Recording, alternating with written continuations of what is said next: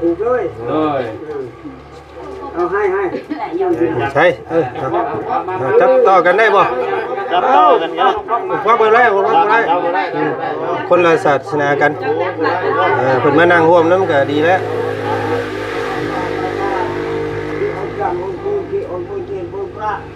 เราปลาเชียร์เอ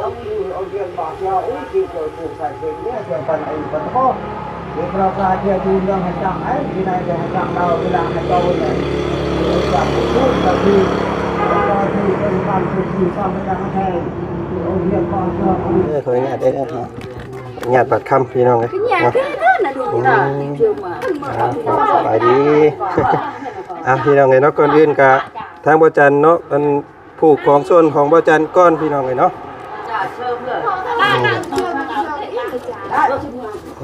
อันนี้น้องใจดีเด้ออันนี้ของแม่เด้อเนาะผูกโอ้ยคือมือคือสั่นแท้นี่พี่น้องเลยเนาะตื่นเต้นกล้องลายแพนฮะเพนจะกิฟเนาะโอ้ยพี่น้องเลยเอายิ่งให้กดดีเด้อน้องใจดีเอ้ยเนาะให้อยู่ดีมีแห้งบาดนี้ให้มันให้เงินเนาะให้คำหน้าคุณลังเด้อเนาะให้เป็นเพื่อนที่เพื่อนแก้วเนาะขึ้นไปแล้วก็ให้นอนอบนอนอุ่นเด้อเนาะเป็น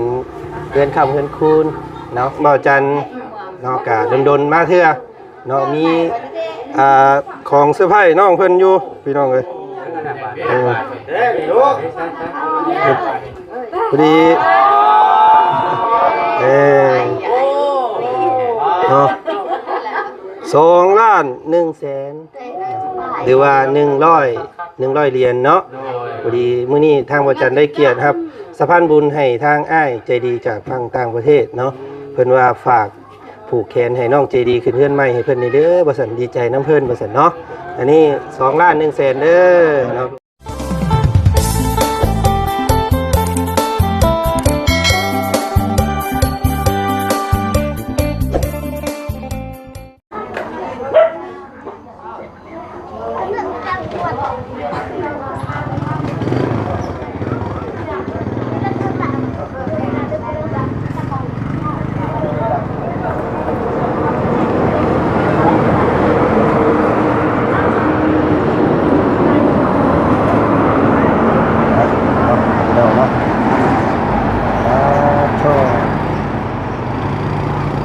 ได้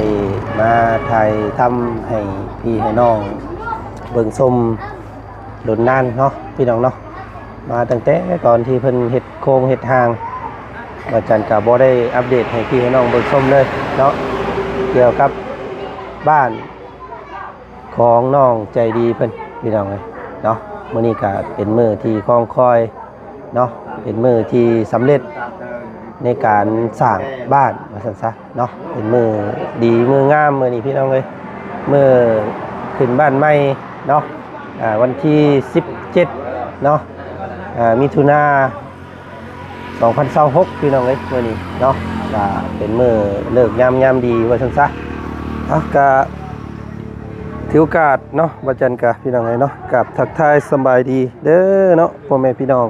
หมู่เพื่อนกันเบิดสุขุสุคนเจอกันเนาะกับบ่าวจันคือเก่ามานี่พี่น้องเอ้ยเนาะอยู่ในซ่องของบ่าวจันชาแนลเนาะกับงามเนาะพี่น้องเนาะเฮือนเนาะเป็นขนาดเฮือน6x7เด้อพี่น้องเด้อเนาะเป็นทรงโมเดิร์นคล้ายกับบ้านของน้องเจืองงดงามดีพี่น้องเป็นขนาดบ้าน2ห้องเนาะถึงน้ำเสร็จพี่น้องไงเนาะแขกคนเพิ่นใส่คือเฮยังเรียบร้อยแล้วบ่อาจารย์อันน่ะเอาฮีดเพิ่นตามฮีดเพิ่นตามฮีดทั้งนี้เนาะโอ้ได้ตากล้องงามแท้อันนี้โอ้ป้าพี่น้องไงเนาะเสียงห้องโฮเซลอยู่ทั้งๆผู้พี่น้องไงเอ้าเจ้าของบ้านอันนี้พี่น้องไงเนาะใส่เบิ่งหันเบิ่งเนาะเอาภาพหน้าปกก่อนฉันนิดนึงเนาะดีใจน้ำเด้อมื้อนี้เนาะไปขึ้นเทิงเพิ่นแหละเจ้าของบ้านไปเนาะมื้อนี้ทางระเบามีของขวัญให้เยอะมื้อนี้พี่น้องเอ้ย ใส่ผ่านเจ้าผ้า พี่อยู่พี่เด้ออ้าวไหนแล้วพี่น้อง2 4 6 7ขันเนาะ สิได้สักนี่ก็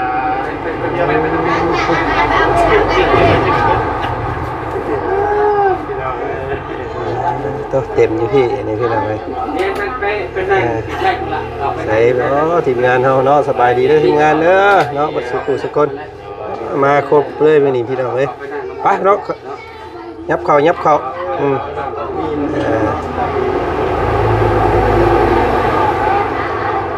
เอิ้นเข้าพาเข้ายับเข้าได้เงือที่เบียกแล่นหนี้เพิ่นว่า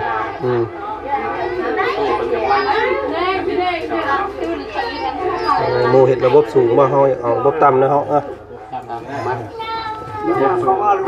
น้องไส้มาพี่ก็ได้ละยับมาพี่น้องชายเข้ามาเข้ามานำกันแล้วดูไว้เขาว่าใครจะเลี้ยงลูกเขาว่าบอกให้พวกทีมงานพวกลูกหลานให้ผู้พวกตัวแขน อ๋อโดยตู้โดยเป็นเรื่องใหม่นะนั่นแหละรู้ไว้คนที่ว่านะโดยผู้ขอตัวแขนจะมาให้มันทำให้มันพูดเพราะว่าพูดเรื่องไม่ไกลเรื่องน้ำแต่ว่าลูกก็แล้วเป็นผู้บอกนั่นแหละรู้ไว้วันนี้นี่นะเขาชี้ว่าเวียกว่าให้ลูกถูกเลยเอาให้ใช่จับต่อกันได้บ่จับต่อกันครับ ว่าเบอร์ไรคนละศาสนากันเพิ่นมานั่งร่วมนำก็ดีแล้ว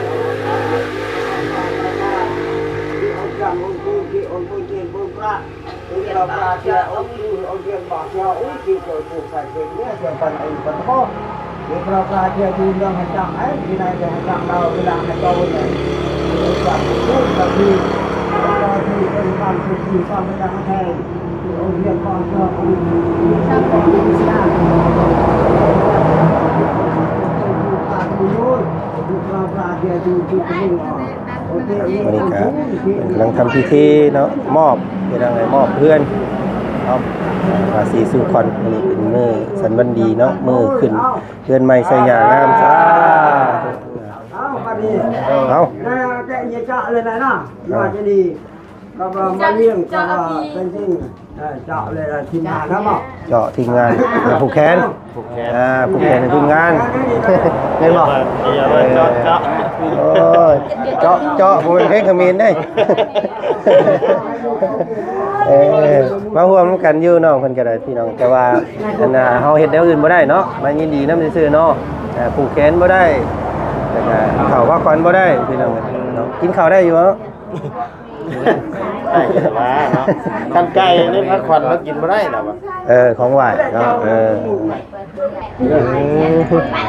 กันพูดกับ ไว้เลยยิงกาก็ยิงจ่ายิงจ่าเจอเลยเอาโอเคเลยอย่ามาดูละให้จ่าให้ดี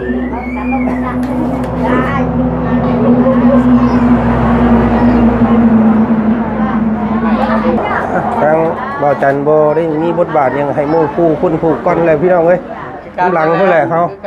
น้ำหลังเฮาเด้อน้ำหลังให้หมู่แล้วก่อนเพิ่นแหละจังร่วมน้ำกันอีกที่นึงพี่น้องเนาะเฮ้ยให้มาโอ้น้อ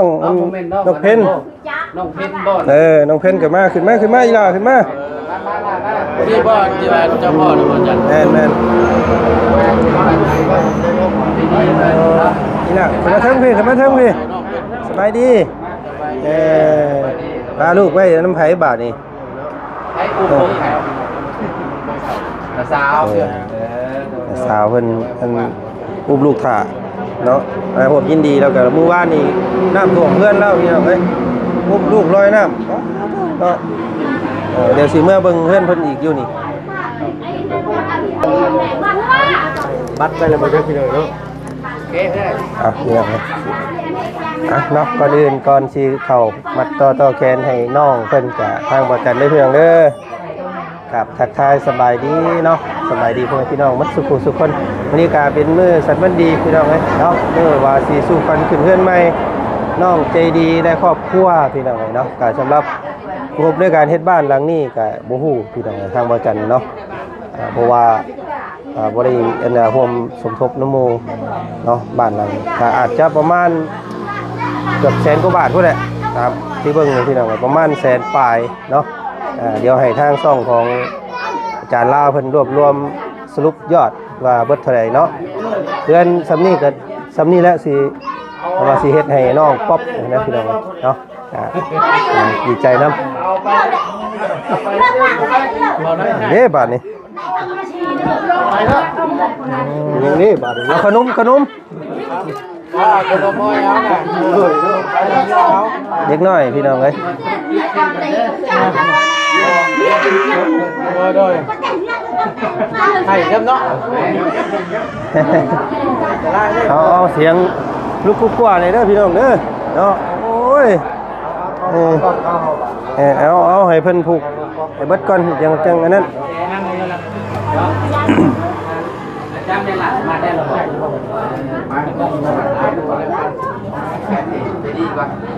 เบิ่งสำเบิ่งตั้งรักกันมั่งฟังดีๆเด้อมีของบ้านได้บ้านได้ขออนุญาตเด้อญาติปัดคำพี่น้องเลยไปดีพี่น้องเลยเนาะก่อนอื่นกะทางบ่จันเนาะมันผูกของส่วนของบ่จันก้อนพี่น้องเลยเนาะ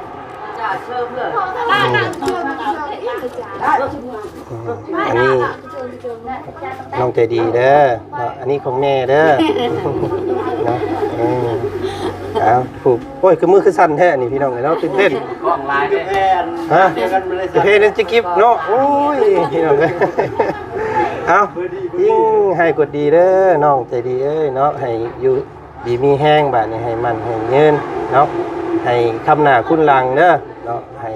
เป็นเพื่อนที่เพื่อนแก้วเนาะขึ้นไปแล้วก็ให้นอนอบนอนอุ่นเด้อเนาะเป็นเพื่อนคำเพื่อนคูณเนาะดีใจนำเด้อเขาให้มีข่าวดีไว้เนาะน้องใจดีก็ได้นี่ทั้งแม่เนาะก็ให้ดีแบบไรเอากับเรื่องมันมีเวียกงานเนาะมีเวียกงานแต่ก็มีครูหักครูคล้องกันแหละเนาะทั้งแม่กะเนี่ยใดมันบดีกะถิ่มไปน้ำเด้อเนาะเอ้ยเด้อเนาะให้มันให้เงินเด้อบัดนี้เด้อเนาะพี่น้องเลยแล้วก็ยังบ่ได้เบิดเท่านี้พี่น้องเอ้ยมื้อนี้เนาะทางเบาจันเนาะกะดนมาเทื่อเนาะมีของเสื้อผ้าน้องเพิ่นอยู่พี่น้องเอ้ยพอดีเนาะ2,100,000หรือว่า100เหรียญเนาะพอดีมื้อนี้ทางบ่จันได้เกียรติครับสะพานบุญให้ทางอ้ายใจดีจากฝั่งต่างประเทศเนาะเพิ่นว่าฝากผูกแขนให้น้องใจดีขึ้นเฮือนใหม่ให้เพิ่นนี่เด้อบ่ซั่นดีใจนำเพิ่นบ่ซั่นเนาะอันนี้2,100,000เด้อเนาะพี่น้องเอามอบให้น้องใจดีเก็บไว้เด้อเนาะเนาะอันนี้ผูกแขนให้อ้ายเพิ่นก่อนเนาะอ้ายเพิ่นฝากมาผูกแขนให้เด้อเอาอ้ายกดดีกดเข่ากดเก้ากดฟันมาเด้อเนาะอยู่ดีมีแฮงเนาะเป็นมื้อสันวันดีมื้อที่รอคอยมื้อนี้พี่น้องเนาะก็ขอให้อยู่มันอยู่เงินเด้อเนาะอ้ายเพิ่นก็บ่ได้ประสงค์ออกนามพี่น้องเอ้ยเพิ่นบอกว่าเดี๋ยวจังบอกน้องเพิ่นน้ำดังก็ได้ว่าซั่นเนาะเอาฝากขอบมุกขอบใจอ้ายเพิ่นแน่น้องเดี๋ยวเอาว่างกันอีกเอ้ยโอเคเพื่อนคำเพื่อนคูณนี่เนาะไอ้เพิ่นผู้แหละอยู่พังต่างประเทศพี่น้องบ่ได้ประสงค์ออกนามเนาะขอสุขภาพแข็งแรงของเจ็บยายของขายามีปรารถนาสิ่งใดก็ขอให้ได้สิ่งนั้นแต่ขอให้อยู่มากกว่านี้เด้อโอ้ยสาธุเนาะเอาดีใจน้ำเด้อน้องเด้อเนาะดีใจเนาะเพื่อสัตว์ออกเลยพี่น้องเลยเนาะเอาวันนี้เอาเนาะเรียบร้อยพี่น้องก็คือเฮ้ยแกนก่อนจะเพิ่มลงไปจะไปต้นจุดตะกอนเ มาผูกแขนก่อนจ้ะ โอ้ แขนทีมงานจะทำงานใช่ละครับ เอาเฮ้ยบ่ต้องใส่เงินก็ได้บ่ใส่บ่ใส่พูดแล้วล่ะบ่เอาทีมงานให้หลายได้เบิดเป็นล้านพุ่นเด้ โอ้เบิดหลายเนาะ นะพวกตีนี่พอ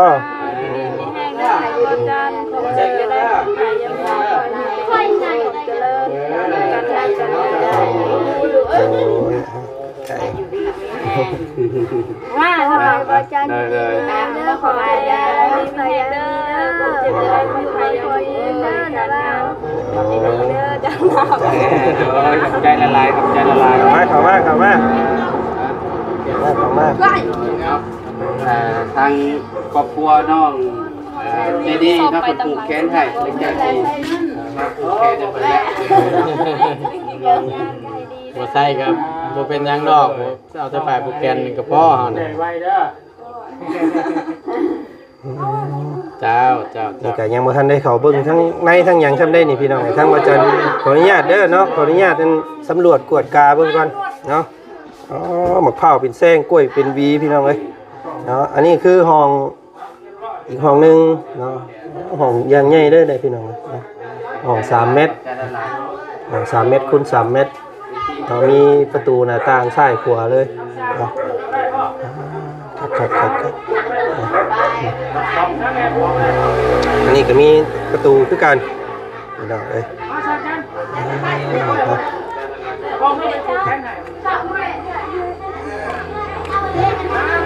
ได้ขึ้นมาอันน่ะสร้างเพิ่นต้องขึ้นมาได้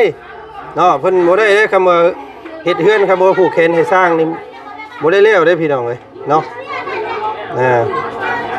เฮือนงามได้ก็ย้อนสร้างนั่นแหละว่าซั่นซะ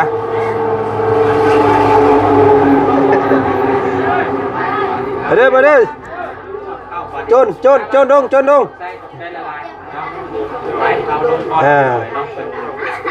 ผูกแขนเนาะผูกแขนช่างนี่เด้อช่างเพิ่นนี่เด้อมาเลยเด้อนี่เด้อมาแล้วเนาะ โอ้เนาะสบายดีช่าง สบายดีสั่งจัน สั่งน้อยสั่งไงสั่งจานบ่ เมนซื้อจันได้นี่ โอ้พี่น้องเลยเนาะนึกว่าค่อยเป็นสร้าง เด้อสั่งเด้อ เอาเดี๋ยวพูดแล้วไ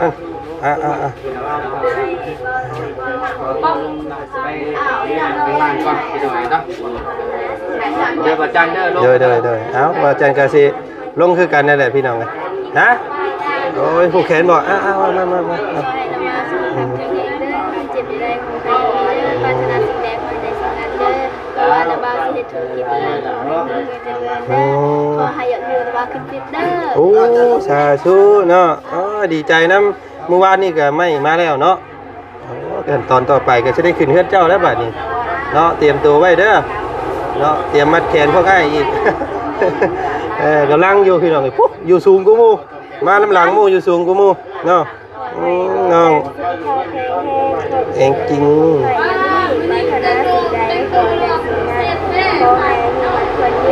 เด้อขอบใจเด้อเนาะ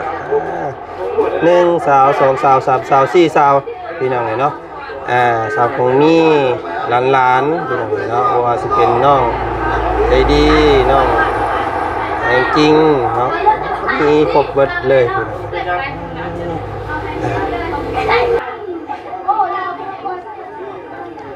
เนาะก็โอเคพี่น้องเนาะก็สำเร็จเรียบร้อยสำหรับวิธีการขึ้นบ้านใหม่เนาะก็แบบเรียบง่ายพี่น้องบ่มีหยังมากมายเนาะมีแต่เราจันสิพาพี่พี่น้องเลาะเบิ่งชมเนาะงานละเอียดเบิดพี่น้องเนาะดิเพิ่นมีคลองน้ำลงทางหลังพุ่นพี่น้องเนาะเดี๋ยวมารอเบิ่งทั้งที่ก่อนนี่เพิ่นกำลังสิย่อข้าวบัดนี้เนาะสบายดีเนาะอันนี้ข้าวบ่นี่ข้าวเหนียวเนาะมีหยังอันกินมื้อนี้แม่ครัวสู่คนกินมีหยังก็หมูกับมีหยังอีกแน่ไก่นำโอเคพี่น้องมีไก่มีหมูคือว่ามีลาบซีนนำบ่แม่นบ่บ่ฮู้เนาะตัวนั้นเนาะเพิ่นซื้อมาเพิ่มตัวนั้นนะพี่น้องเอ้าโอเคย่อคนเลิศเอาเลยปึ๊บโอเคเนาะน้องๆเพิ่น เต็มเต้นหลังหนึงพี่น้องเนาะตัวนี้เป็นบ้านอันเก่าของเราเนาะก็เป็นเฮือนครัวบ้านนี้พี่น้อง ลายพ่อ กับตะดงนี่นึง แบงนัวอันมีแรงนะ ตะดงนึงล่ะ เอ้ย แบงนัวอันน่ะ ผมเป็นยังไงตรงไหนก่อนเบิดเลยโอเคเบิดก่อนเดี๋ยวเขายังมาเบี้ยวมีไก่อยู่ พี่น้องทางน้องป๊อป มีไก่อยู่เขาน่ะ เพิ่นว่าซอยเวียกไว้นี่ได้เนาะน้องเนาะได้อยู่เนาะพี่น้องโอ้ย บ่เฮ็ดเองละ นี่ก็ถึงยังถือว่าประเพณีที่ถูกต้องเนาะคือแบบที่พันว่านั่นนับถือกันแบบบ่ค่อยถือปานใดพี่น้องคือน้องเพิ่นนี่ถือแล้วเนาะเฮ็ดอย่างอื่นบ่ได้แต่ว่าซอยเวียกได้ ซอยเวียกได้แต่ว่ากินของเพิ่นไหว้ในผ้าขวัญบ่ได้เนาะเป็นลาบซีนแบบนี้ได้เนาะน้องเนาะอย่าลืมได้เสิพี่น้องลืมไผก็ลืมได้ลืมเมียครัวนี่บ่ได้เด้พี่น้องเด้ บ่แม่น นั่นๆมาถ้วย เดี๋ยวป้า ลาบซีน เอาไงเนี่ยช่วยนายครับ แต่แซ่บน้ำลาบซีนเพิ่นก็ได้ ครับเดี๋ยวจัดเลย เนาะขมบ่ลาบขมบ่ บ่ได้ขมเมื่อยแล้ว นอนเพีย นอนเพีย โอ้เจ้าสบายดีเอาพี่น้องเลยเนาะ เป็นนางงามอยู่บ่แอมมาละแซ่บเนาะผ่านอยู่เนาะ เต็งนัวบดผู้ดีโลนึง บ่หยอกพี่น้องไอ้นักกันแซ่บอยู่ดอก เอาโต๊ะนั้นมีคนนั่งอ่ะ เนาะก็โอเคพี่น้องในทางบาจันกับสิขอตัวจบคลิปเพียงสำนี้ก่อนเนาะกับมื้อนี้พาจันก็มาเป็นสะพานบุญให้ทางอ้ายใจดีเนาะจากฝั่งต่างประเทศพี่น้องเอ้ยเนาะมอบหมายทางบาจันมาผูกต่อแขนให้อีหล่าใจดีพี่น้องเอ้ยมื้อนี้ก็ขอบพระคุณทางอ้ายเพิ่นหลายๆเด้อเนาะมกขอบใจหลายๆพี่น้องเอ้ยขอให้อ้ายจงอยู่ดีมีแฮงเนาะจงให้มีความตลอดปลอดภัยในการเดินทางเนาะคิดเงินให้ได้เงินคิดคำให้ได้คำเด้อไอ้เด้อเนาะขอให้สมความมุ่งมั่นปรารถนาเนาะคิดอีหยังก็แล้วแต่พี่น้องไงเนาะขอให้สุขสมบังลั่งใจปรารถนาเด้อเนาะให้เจ้ามันยืนพี่น้องไงทางอ้ายใจดีเพิ่นเนาะกะอ้ายเพิ่นกะอันได้ทักมาหาน้องใจดีเพิ่นอยู่ว่าซั่นพี่น้องไงเนาะ กะพี่น้องไงกะเป็นเงินก้อนแรกที่สมทบเนาะให้น้องเพิ่นว่าซั่นทางบ่จันก็บ่ได้มีการสมทบใดๆเนาะในบ้านหลังนี้พี่น้องไงกะเป็นครั้งแรกเนาะเป็นก้อนเงิน100 ดอลลาร์พี่น้องไงเนาะมอบให้น้องเพิ่นขึ้นบ้านใหม่ว่าซั่นซะพี่น้องเนาะผมต่อไปทางบ่จันขอตัวก่อนซะเนาะเจอกันใหม่อีกคลิปหน้าเด้อพี่น้องเนาะคลิปนี้ไปอัพคลิปลงก่อนจังสิได้มาร่วมพาน้ำเพิ่นว่าซั่นซะเนาะเอาจังได๋ก็ติดตามเพิ่นชมเด้อขอบคุณหลายๆเนาะ